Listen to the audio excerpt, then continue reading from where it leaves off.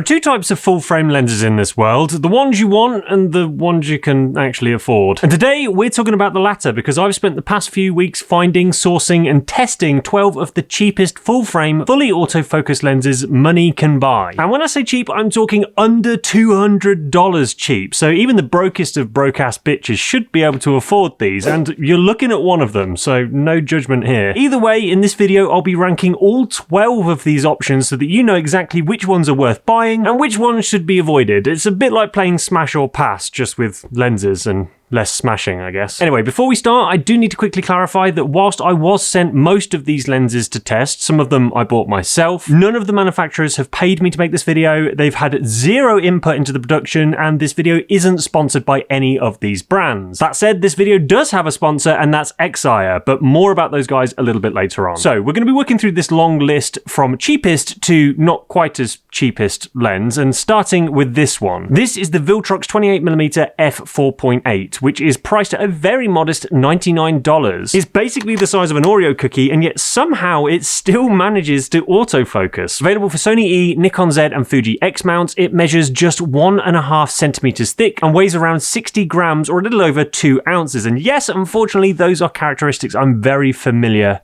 with handling, and no, this lens doesn't suck as bad as you might think it does. It's sharp enough in the center with minimal amounts of distortion, plus the autofocus is surprisingly good. It's fast, quiet and reliable. Is it completely perfect? Well, no. Purple fringing can be seen in high contrast areas if you go looking for it. Flaring can get a little bit wild in strong light, and there's no way of attaching a lens hood to the front, so it is what it is, unfortunately. But the biggest compromise you're going to have to make with this lens is that the aperture is permanently fixed to f4.5, and this can't be changed, like, at all. That means no creamy bokeh explosions for you, my boy, unless, of course, you're close focusing on everything like a pervert in a hedgerow. So where does this one rank? Well, overall, it's a solid performer, but from experience, the inability to change the aperture can make this lens a little bit limiting to shoot with, so I'm going to have to place this one in the B tier. And by the way, I should also mention that the prices for these lenses do tend to jump around a bit online, so to save you all of the time and hassle that I had to go through, I've left all of the links to all of the lenses that we'll be seeing in this video in the video description and in a pinned comment below. So hopefully that makes it a lot easier to find where to buy them from at the best possible price. Plus, if I have any discount codes lying around to save you an extra little bit of cash, then I'll leave those below too. I hope all of that helps. Okay, moving on, and this next one is a bit like my bell end. Big, bold, and bright.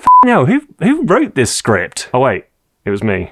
Never mind. This is the Meike 50mm f1.8, coming in at $166. This is available for Sony E mount and Nikon Z mount, and it weighs around 380 grams or roughly 13.4 ounces. Anyway, the build quality on this one is surprisingly solid for the price. Sure, it's mostly made from plastic, but it's far from feeling flimsy. It has a nice smooth focus ring, a proper MF to AF switch, and even a weather-sealed gasket around the metal lens mount. It comes with a plastic detachable lens hood in the box, which is a nice bonus, but how does it perform? Well, the autofocus on this lens is genuinely impressive. It's fast, sticky, and confident, a bit like the male stripper at your nan's 90th birthday. What a night to remember that was. I mean, so I heard. The sharpness at f1.8 is perfectly usable, but by 2.8 and smaller, this is where things really start to clean up. But let's be honest, you don't buy an f1.8 lens to not shoot wide open. No, you buy a fast prime lens like this for one reason and one reason alone: buttery bokeh beautifulness. And in that regard, this one absolutely slaps. Of course, this is still a cheap fast 50, so there are going to be some downsides. Chromatic aberration, for one, will show up when shooting wide open, alongside its best buddy, vignetting. Though these are both issues that can be easily fixed in post if you prefer cleaner results. Overall, the contrast is pretty good, flare resistance is better than expected, especially when the lens hood is attached, and distortion is basically a non-issue. The only real limitation holding this lens back a bit is the minimum focusing distance, which sits around 63 centimeters, meaning if you like to capture tight close-ups of things, then this might do your brain in a bit. Overall, it's a sharp, bright, autofocus 50mm f1.8 for $166, so it's really hard to complain here, which is why this one lands itself straight in the A tier. Okay, next up we have another Viltrox lens, and spoiler alert, there are going to be more Viltrox lenses appearing in this lineup than blow-up dinghies on the UK coastline, so brace yourself. Anyway, this is the Viltrox 40mm f2.5. It's not really a wide angle, it's not really a telephoto, it kind of just sits perfectly in the middle of the road like a divorced dad painting a St. George's cross on a mini roundabout at 3 AM.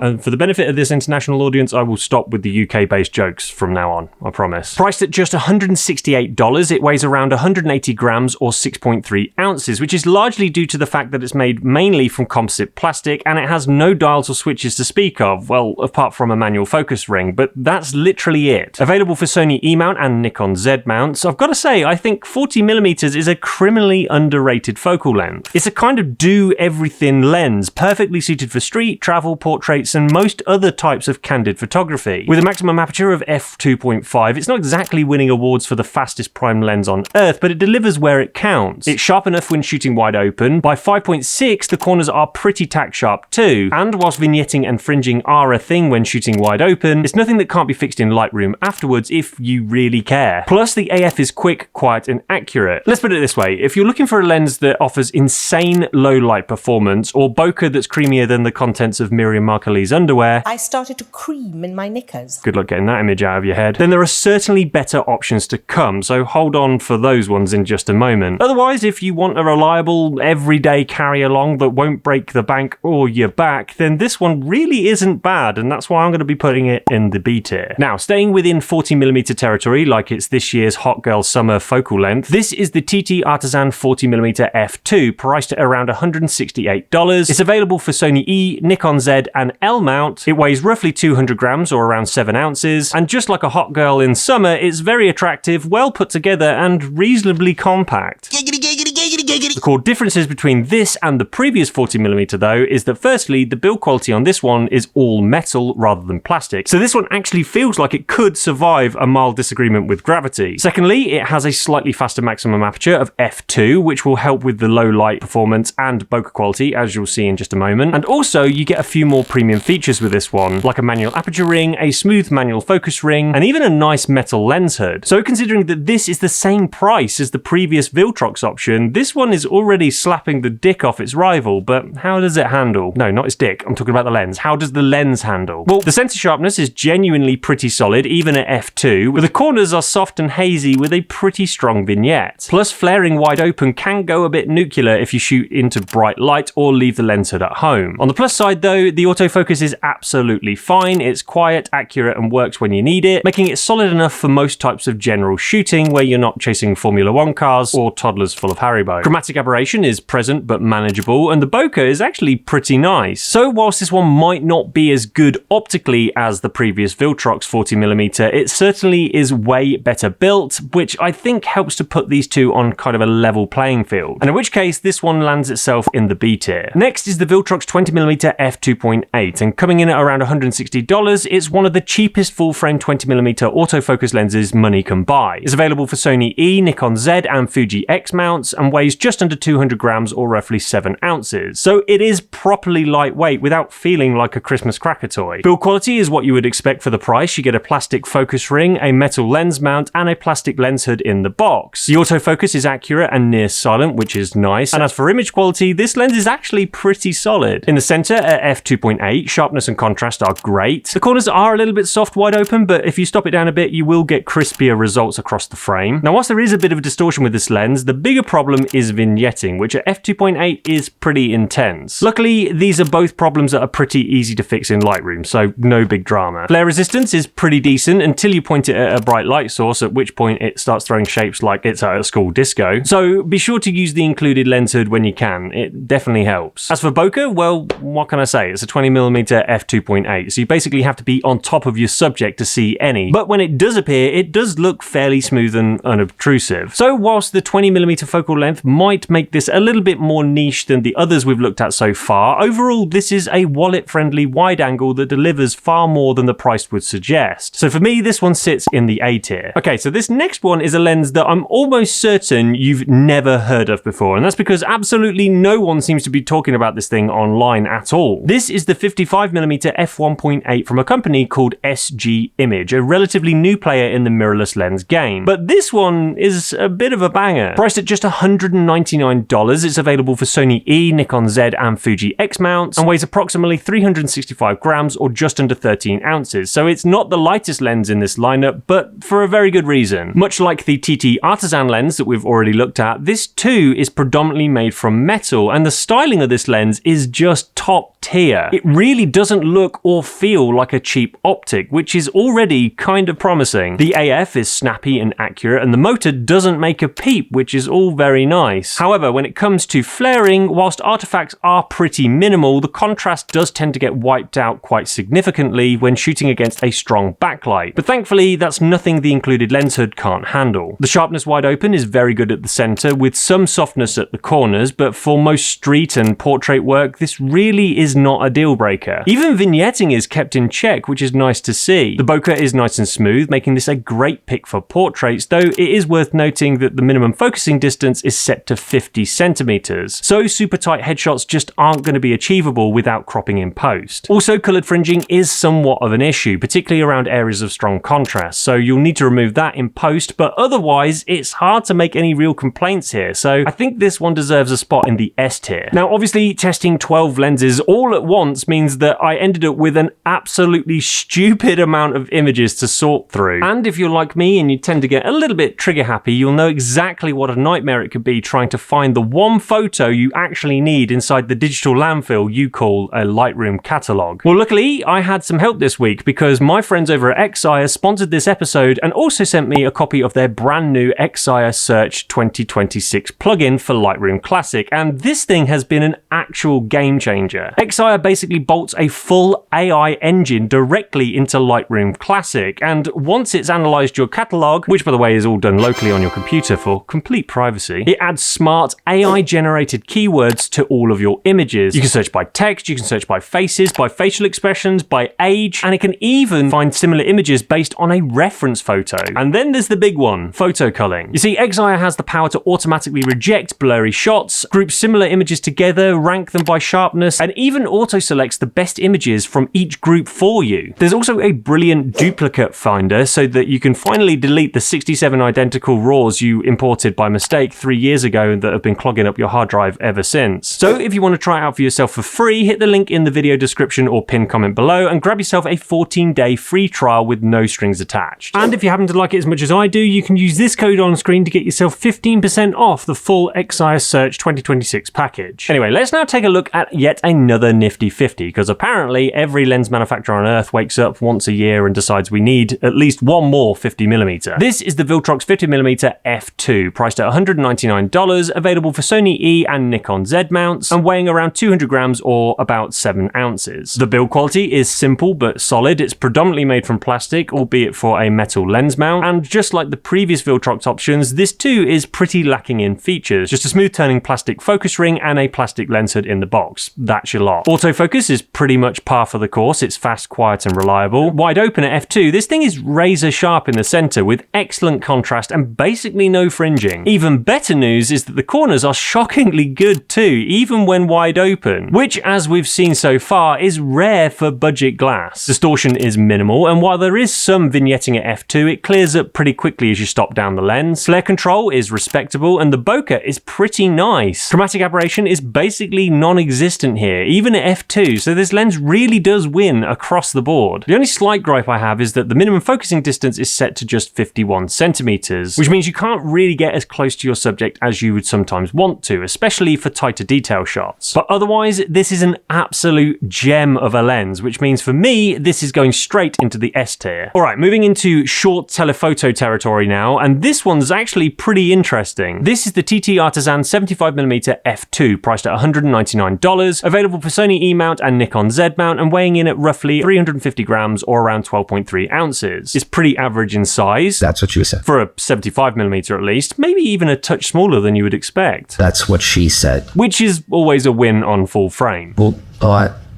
Why would she say that? And unlike most lenses in this price bracket, the build is fully metal. It includes a proper metal barrel, metal focus ring, and metal aperture ring. The center is sharp with great contrast, and the corners, whilst being a little bit soft, are surprisingly decent. There is some noticeable pincushion distortion, but I know that some people like this effect as it can be flattering for portraits. Chromatic aberration is impressively low, and the autofocus works well enough, so long as you're not planning on shooting anything super fast moving. Flare resistance, on the other hand, isn't great, but in this case, I don't think this is an entirely bad thing. If you point this thing anywhere near a bright light, it'll produce more flares than the 70s disco. But if you lean into this effect, you can actually get some really nice summery results. That said, if you want to avoid this type of thing entirely, then absolutely use the included lens hood. Overall, this is a solid starter portrait lens, and so it lands itself a spot in the A tier. Alright, let's take a look at adding another new focal length to our lineup with this Meike 35mm f2 priced at $199. This lens is available for Sony E, Nikon Z, and Fuji X mounts, and it weighs around 300 grams or roughly 10.5 ounces. Just like its 50mm sibling, the build is almost entirely plastic, but feels solid enough in the hand. You get a smooth turning focus ring, an MF to AF switch, and a plastic lens hood in the box. There's even a bright red rubber gasket around the lens mount for a bit of weather and dust resistance. Image-wise, this thing holds its own too. At f2, the center sharpness is very respectable, and although it's not quite Sony level crisp, it's easily good enough for street, travel, and portraits. Vignetting and chromatic aberration are both controlled surprisingly well, even wide open, and flaring isn't too bad unless the sun hits it in exactly the wrong angle, and if it's anything like my face, every angle is the wrong angle. But in any case, at least this one comes with a lens hood to help you out a bit. The autofocus performance is certainly one of the highlights here, with it being fast, quiet, and accurate. The bokeh looks pretty good too. It's smooth with clean rendering and nice separation at f2. The only real limitation here is the minimum focusing distance, which is set to around 45 centimeters, and this means that some close-up shots can be kind of hard to get. But overall, the Meike 35mm f2 is a genuinely solid budget option and certainly worthy of being dropped into the A tier, alongside its Meike brother. Hopefully it won't feel quite as lonely now. Aww. Right, in the words of John Cleese, and now for something completely different. This is the Tamron 24mm f2.8 Di Mark III OSD. That's a very tedious name. Priced at $199 and available for Sony E-mount only. Now, despite its chode-like frame, it only weighs around 215 grams or roughly 7.6 ounces, so it's light, compact, and actually one of the smaller autofocus 24mm primes out there. You get a predominantly plastic body with a metal lens mount and even a weather seal to help keep out dust. The AF is plenty fast enough for most casual work, but it is one of the noisier lenses of the bunch. But the image quality is where this Tamron earns its keep. At f2.8, the center sharpness is excellent, and the corners, whilst a touch softer, still look very good considering this maximum aperture. There is a bit of barrel distortion, well, a lot of it, but given the wide focal length, this was to be expected, and the vignetting at f2.8 is also pretty dark. Now, one big selling point for this lens is that it has a 1 to 2 macro capability, meaning it can actually focus as close as 12 centimeters. Flare performance is okay, and it also comes with a plastic lens hood in the box for further protection. Overall, this is a very nicely built lens that does the job and offers a fair amount of flexibility, so for that reason, I'm going to stick this one in the A tier. Now, this next one is somewhat of an oddball, well, in some ways at least. What's not odd about it is that it's another Viltrox lens, I know, big shock. But what does make it somewhat special is that this is a 14mm f4 of all things, but is it any good? Well, it's priced at $199, is available for Sony E and Nikon Z mounts, and weighs around 170 grams or 6 ounces, which means it's stupidly light for a full-frame 14mm. Now, that's largely because it's plastic on the outside, has a smaller than usual aperture of f4, and just like the other Viltrox options, has very few manual dials and switches, just a single manual focus ring. The autofocus is actually very fast, accurate, and almost silent. In terms of image quality, at the center, at f4, it's razor sharp with excellent contrast. The corners are a little bit softer and darker with some colored fringing, but that's all to be expected at this price point. There's also a fair amount of distortion at the corners, but again, nothing out of the ordinary for this class of lens. But one fun trick this lens has is that it can focus as close as 13 centimeters, which lets you get absurdly close to your subjects while still keeping that ultra wide perspective. Flare resistance, on the other hand, is where things fall apart a bit. Point this thing anywhere near a bright light and you're going to get some pretty wild artifacts, so make sure you don't leave that included lens hood at home. As for bokeh, well,